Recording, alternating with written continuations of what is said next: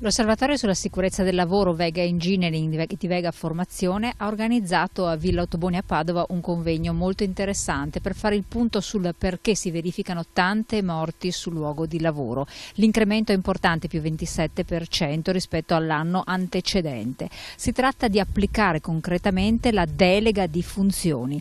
Ma come questo può avvenire in azienda? Quali sono le problematiche? Sono state affrontate in occasione proprio di questo convegno a cui ha partecipato il sostituto procuratore Guarignello.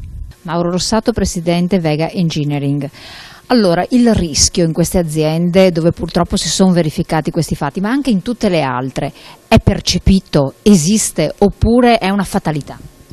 Il rischio di infortunio sul lavoro è percepito, ma forse lo è ancora in maniera poco approfondita. Bisogna fare molta più attenzione quando si opera, bisogna essere più coscienti che i propri lavoratori tendenzialmente anche per motivi di ritmi di lavoro tendono a rischiare e di conseguenza bisogna adattare le misure adatte, idonee a ridurre questo rischio. Voi avete detto delega di funzioni, ma nella realtà del quotidiano, nelle imprese del territorio, che cosa sta a significare? Quindi spieghiamolo all'imprenditore. Delega di funzioni in realtà può essere anche una semplice attribuzione di ruoli, compiti, l'importante è che questi ruoli, compiti siano attribuiti con chiarezza.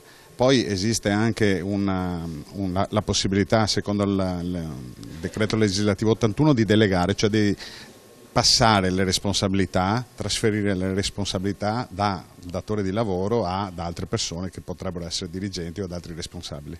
Più 27% gli ultimi dati, quindi un incremento, dovuto proprio a una disorganizzazione aziendale o c'è qualcos'altro secondo voi?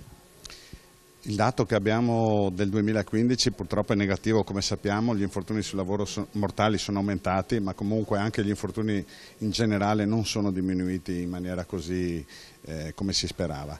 L'infortunio mortale è aumentato, probabilmente il motivo è legato ai ritmi di lavoro e anche alla cantieristica che si è sicuramente ripresa.